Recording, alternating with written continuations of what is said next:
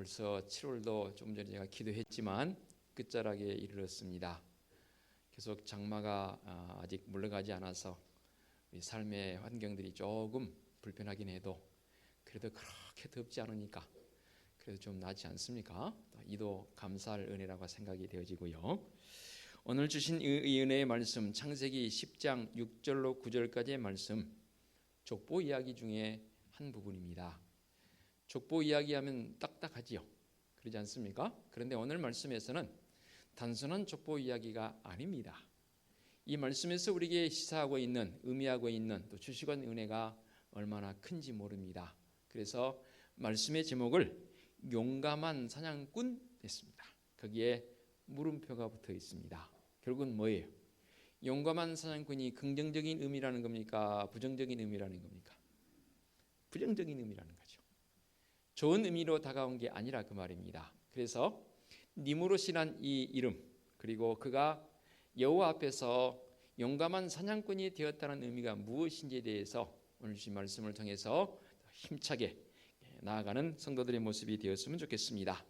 먼저 단어적 의미를 좀 간략하게 살핀 다음에 말씀에 깊이를 더해 가겠는데요.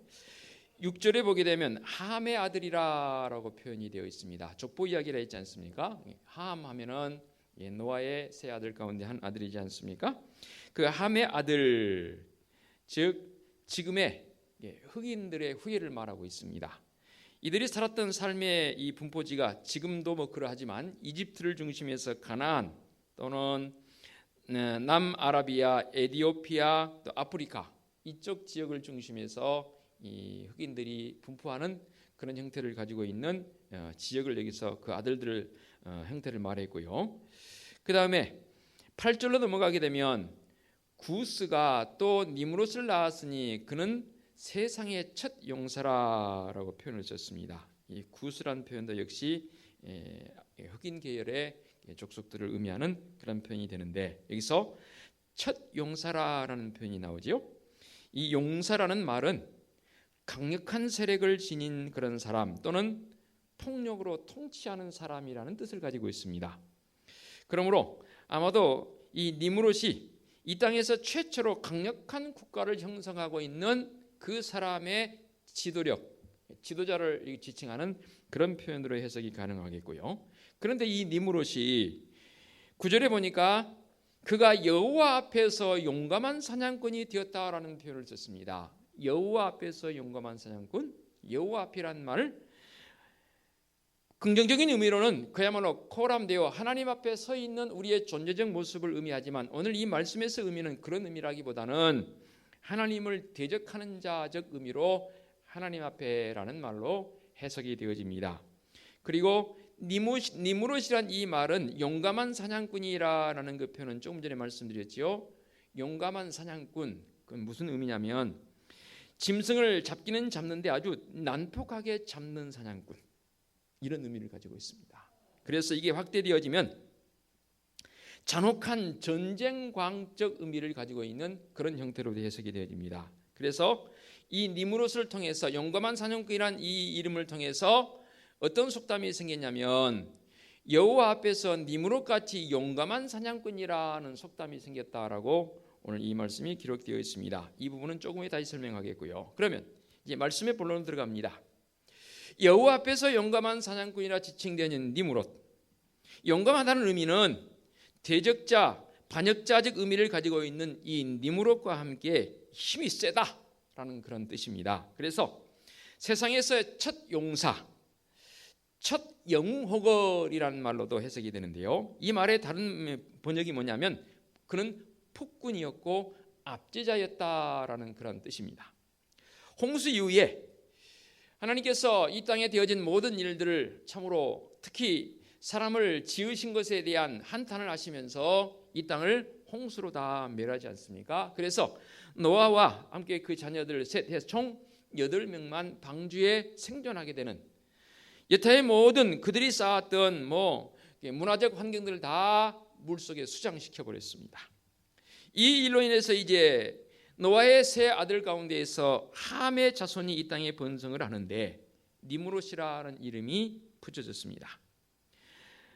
얼마나 힘이 센 사람인지 이 사람이 바로 속담의 근원지가 되어버립니다.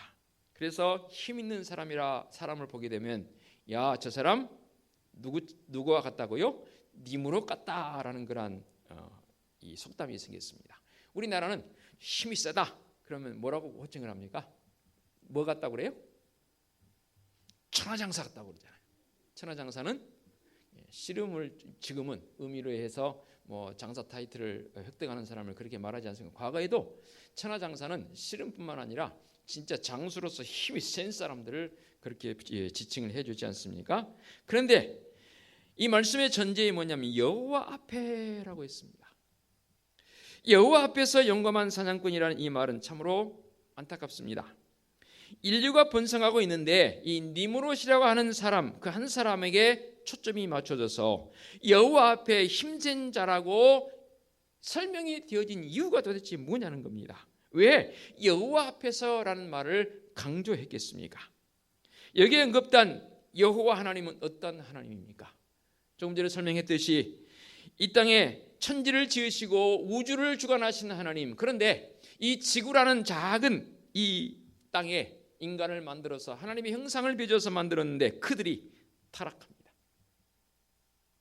그들이 바벨탑을 쌓아서 하나님을 대적하고자 하는 그러한 모습으로도 등장합니다. 어찌할까요? 하나님께서 이를 한탄하시고 다 쓸어버리신 하나님. 그 하나님으로 이 말씀에 다가오는데 여호와 앞에서 힘센 영웅이 생겼다고 말하네요. 오늘 이렇게 표현된 이유가 무엇일까요? 당시에 있었던 사실적인 어떤 그 부분을 묘사하기 위한 표현도 있겠고 때로는 어떤 문학적 특별한 의미를 가지고 표현되어지는 그런 의미도 있을 수 있겠지요. 그러나 분명한 것은 이 창세기 기록자가 저자가 모세입니다. 모세에게 영감을 주셔서, 즉 모세가 영감을 받았을 때는 영웅이 태어났다고 하는 것에 대해서 반기며 기꺼이 즐거운 마음으로 기록된 것이 아니고 굉장히 냉소적인 태도를 갖고 있는 그런 의미에서 이 말씀이 기록되어졌다 그 말입니다. 예를 들면 이런 거지요. 제 아버지가 투스타 내지는 쓰리스타 장성입니다. 실제 그렇다면 예를 들어서 그런데 제 아버지는 그런 그 투스타 장군인데 제 친구가 아들이 이제 대위에서 소령으로 진급했다라고 막 굉장히 기뻐합니다. 사람들은 진짜 축하한다고 하면서 굉장히 군인의 계급을 말한다면 그렇게 축하합니다. 근데 다른 사람들은 나에 대해서 잘 몰라요. 그래서 저는 뭐예요? 우리 아버지는 투스타인데 아들이 이제 대위에서 소령 진급했다고 기뻐하는 모습을 보면서 나는 어떤 생각이 들겠어요? 참 기뻐하긴 기뻐하겠다만 우리 아버지는 투스타야 하면서 내 마음속에 은근히 냉소적인 그러한 생각이 들겠지요. 안 들어요? 여러분 마음이 좋으셔서 그냥 축하해 주는 거예요. 그랬으면 좋겠어요. 냉소적 표현을 예를 들어서 해본다면 그런 표현이라 그 말입니다. 대홍수 심판 이후에 이 땅에 정말로 기고만장했던 모든 것들이 다 이 물로 인해서 다 씻겨 넘어갔습니다. 모든 문명과 모든 문화를 하나님께서 다 이 물속에 수장시켜 버렸습니다. 그런데 이런 지워져 버린 그런 상황 속에서 한 사람이 태어나서 하나님 앞에서 영웅이랍시고 힘이 세다고 하면서 이룬 게 뭐냐면 오늘 본문 뒤에 있는 12절에 보면 이렇게 기록이 되어 있습니다. 및 니느웨와 갈라 사이의 레선을 건설하였으니 이는 큰 성읍이라라는 말씀이 기록되어 있습니다. 레선이라는 성읍이 건설되어지는데 큰 성읍이라고 하네요. 당시 얼마나 규모를 가지고 있는지는 알 수가 없습니다. 우리나라 수도인 서울이 세계 10대 도시 가운데 하나 들어갑니다. 어마어마하게 큰 도시입니다. 인구 1000만이 살고 있습니다. 한 도시에 1000만이 살고 있는 도시가 세계에 그렇게 많지 않습니다. 그런데 이만큼은 안 컸겠지만 당시에 레선이란 이 지역이 말씀에 기록되는 큰 성읍이라고 그랬습니다. 사람의 관점에서 봤을 때 큰 성읍이 있을 수 있고 작은 성읍이 있을 수도 있겠지요. 그러나 이 지구를 모든 인간과 인간이 만든 모든 문화유산 다 포함해서 하나님께서 홍수로 쓸어버렸다 했지 않습니까? 이 지구는 이 우주적 관점에서 본다면 점 하나에 불과한 것이고 이 지구상에서 또 나의 존재, 아무리 그게 큰들, 서울이 1000만이 사는 인구가 된들 하나님의 관점에서 봤을 때 과연 그것이 큰 것인가? 어떤 이유로든 인간은 본래적으로 하나님을 떠나서는 살 수 없는 존재로 창조됐지 않습니까? 그런데 아담의 범죄 이후에 여호와 하나님 앞에서 힘센 자라고 자랑하고 있습니다. 때로는 영웅이라고 사람들에게 칭송을 듣기도 합니다. 말씀에 기록되어진 대로 큰 성읍을 만들어서 프라이드를 가집니다. 나는 이만큼 큰 도시에 살아, 이만큼 큰 집에 살아, 나는 이렇게 큰 교회에 다녀 하면서 오죽하면 우리나라 한강 다리는 다 대자가 붙겠습니까? 그렇죠? 한강 다리가 한강 대교입니다. 그냥 다리가 아닙니다. 대교입니다. 그처럼 우리는 큰 것을 좋아하고 보다 더 넓고 광대한 것, 그런 것을 좋아하는 우리의 모습입니다. 이게 바로 우리 인간 본연의 실체적 모습을 잘 묘사해 놓은 바로 니무롯이란 이 이름으로 대변하고 있습니다. 지금 우리들이 이 세상에서 원하는 것이 무엇입니까? 사랑하는 성도 여러분, 여러분이 이 땅에 살아가면서 지금 원하는 것이 무엇입니까? 위대한 영웅이 되기를 원치 않습니까? 영웅이라는 표현이 너무 거창하고 좀 더 난 사람, 큰 사람이 되기를 원치 않습니까? 좀 더 내가 뭔가 힘을 좀 가졌으면 하는 바람이 있지 않습니까? 그게 돈이 됐건 지식이 됐건 정치적 영향력이 됐건 뭐건 내가 좀 힘 있는 사람이 되기를 원치 않습니까? 조금 전에 설명했습니다. 큰 성읍을 여러분 만들기 원치 않습니까? 그러나 이 모든 것들이 다 내가 힘이 센 자가 되기를 원하고 있는 우리의 삶의 모습을 한번 돌아봅니다. 또 그렇게 되라고 자녀들에게 훈육하기도 하고 교육하기도 하고 그런 사람이 되려면 열심히 공부해야 돼 등등 여러 방향을 통해서 자녀들을 향해서 말합니다. 심지어는 야 너희들은 나처럼 살면 안 돼 라고 부모들이 자녀들 앞에서 자기의 지나온 살아온 삶에 대해서 한탄해하며 나처럼은 되지 말라라고 말하고 있습니다. 그렇게 자녀들 앞에서 여러분이 살아온 삶의 모습이 후회스럽습니까? 그 정도밖에 안 됩니까? 모든 인간들이 하나님 앞에서 갖게 되는 마음가짐이 바로 이런 모습. 내가 힘이 세기를 바랍니다. 강자가 되기를 원합니다. 이건 모든 인간들이 가지고 있는 본성입니다. 바로 죄악된 본성이지요. 열망하는 마음들이지요. 그것이 바로 상징적 의미로 니무롯입니다. 그러면 이렇게 반문할 수 있어요. 아니 목사님, 이 세상에서 강한 자가 되는 것이 약한 자보다 낫잖아요. 여러분 어떠세요? 동의 안 해요? 좀 더 강한 자 되기를 원하시잖아요. 당연히 강한 자가 돼야지요. 문제는 강한 자가 되는데 이 강한 자가 되는 방법이 있어서 내가 강한 자가 되느냐 그 말입니다. 이 방법은 바로 하나님 밖에 있는 사람들, 하나님이 알지 못하는 사람들의 강하기 위한 방법은 아닙니까? 모든 인간은 하나님과 정직해야 합니다. 그럼에도 불구하고 어떤 인간들은 하나님을 부인합니다. 하나님을 향해서 삿대질하기도 합니다. 곧 하나님을 통해서 강해짐이 진짜 강해짐일 것인데 우리 인간들은 다 어떻게 생각하느냐 하면 하나님의 존재는 온데간데 없고 그냥 내가 강해져야 된다고 생각합니다. 설령 하나님을 생각한다 할지라도 그 하나님은 나를 강화시키는데 나를 강하게 해주시는 필요한 존재적 도구적 하나님으로 전락해버렸습니다. 절대적으로 하나님을 찾는 이유가 나를 강화시키기 위해서 하나님을 찾습니다. 니무롯이란 이름 뜻 대적자, 반역자라고 했습니다. 내가 나로서 나 홀로 강해지기를 원한다면 이 니무롯이 된다 그 말입니다. 내가 나와 동행할 뿐입니다. 그래서 어떤 분은 그러더라고요. 나 외에는 아무도 안 믿는다고 그러더라고요. 그렇게 인생을 삭막하게 살으십니까? 저는 그래요. 설령 상대방이 나를 속인다 할지라도 나는 믿어요. 가장 먼저는 하나님 믿고 사람도 믿어줘야죠. 그래요. 2번, 3번, 4번, 10번 속일지라도 우리 믿어줍시다. 그렇죠? 왜 인간관계를 그렇게 삭막하게 만들어버리나요?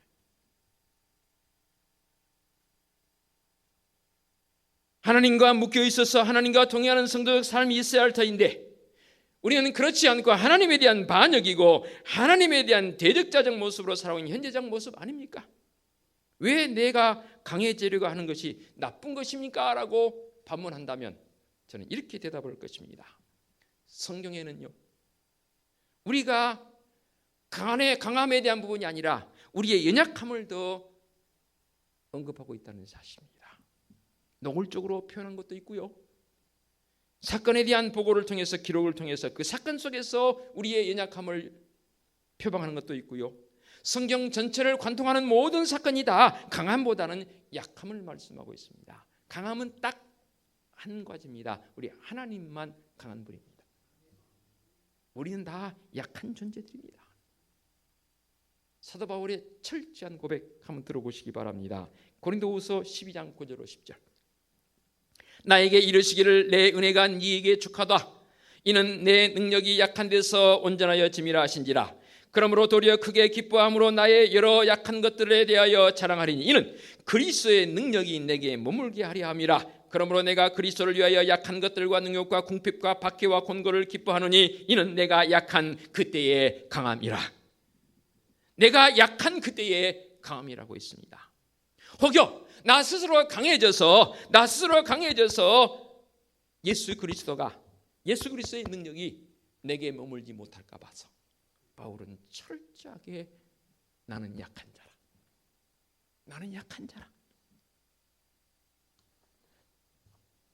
다윗도 그런 고백을 합니다. 여호와는 나의 목자시니 내게 부족함이 없으리로다.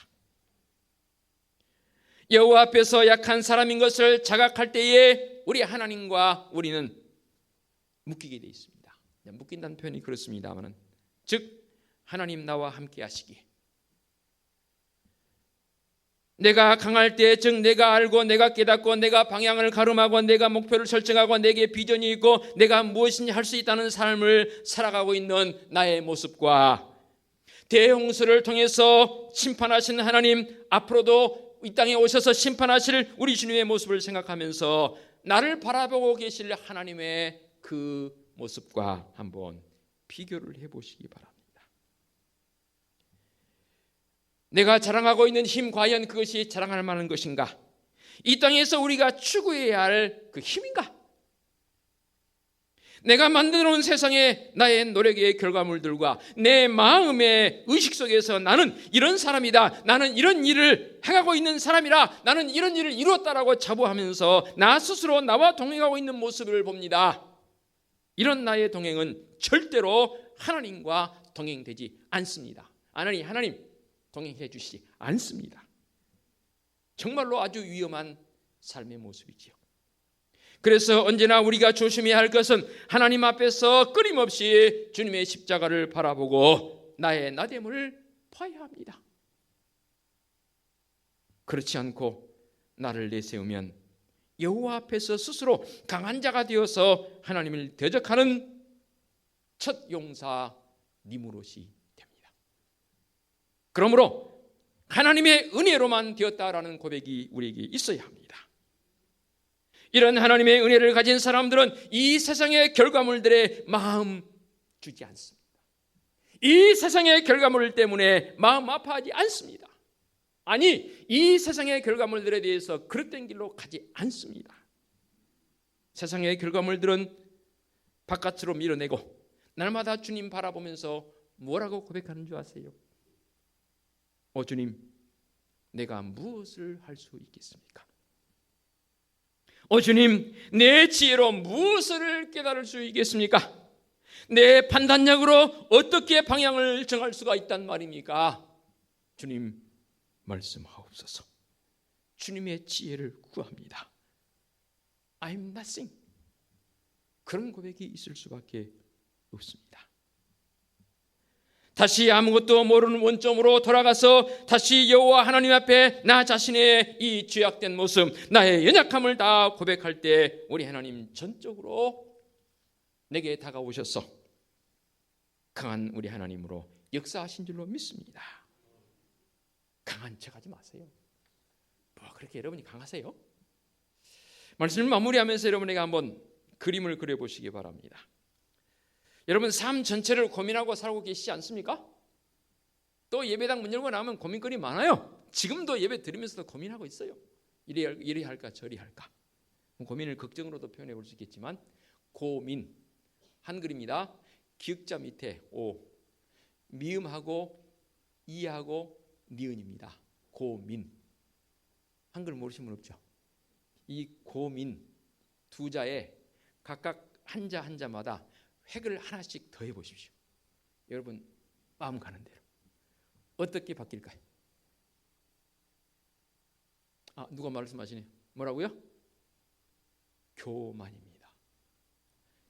고에다가 오 대신에 요를 넣으면 교만, 민에다가 이에다가 한 획 더하면 아로 하면 만입니다. 고민이 교만으로 바뀝니다. 왜 제가 이런 설정을 했냐면 교만한 자가 고민이 많더라고요. 스스로 강하다고 생각하기 때문에 교만해지거든요. 그러니까 그 교만을 가지고 자기 것을 지키려고 하거든요. 그러니까 고민이 많아요. 아니라고요? 모든 인생의 고민은 나는 힘이 없고 약하기 때문이 아니라 나는 스스로 용감한 사냥꾼이 되었기 때문에 교만한 자가 되는 것이고, 그 교만한 사람은 고민거리가 많아집니다. 영웅호걸이라고요? 사람들이 칭송한다고요? 아닙니다. 예수님처럼 어린 양이 되어지고 하나님 앞에 나의 약함을 드러내고 나의 약함을 자랑하는 자들이 됨과 동시에 하나님과 동행하는, 오늘 하나님의 능력과 하나님의 지혜와 하나님의 그 은혜를 구하는 자적 모습이 진짜 하나님 앞에서 나의 연약함을 드러내놓은 성도적 삶이 되는 줄로 믿습니다. 거듭 묻습니다. 여러분 강하다고 생각하십니까? 설령 강하다고 여러분 대답하셨다면 무엇으로 인해서 강해지셨습니까? 세상 밖에 있는 사람들처럼 그런 강함의 모습을 추구하시겠습니까? 아닙니다. 오늘도 주님 앞에 바울처럼 그런 고백이 있었으면 좋겠습니다. 나의 연약함, 아니요, 나는 아무것도 하나님 앞에 할 수 없습니다. 하나님 나와 함께 하심을 통해서 하나님이 나의 강함 되시기에 그 하나님의 강함으로 나아갑니다라는 믿음의 성도들의 결단이 있어지시기를 당부드립니다. 기도하겠습니다. 하나님 아버지, 우리 하나님 앞에 내가 힘이 세봐야 얼마나 세겠습니까? 사도 바울처럼 약함을 자랑하는 성도적 삶이 되게 하여 주시옵소서. 그게 바로 우리의 실제적 약한 모습 아니겠습니까? 하나님의 지혜와 하나님의 능력과 하나님의 사랑이 내 안에 머무를 수 있는 십자가 바라보며 성도적 삶의 고백이 주님 부르시는 그날까지 끊이지 않게 하여 주시옵소서. 예수 그리스도의 이름으로 기도하옵나이다. 아멘.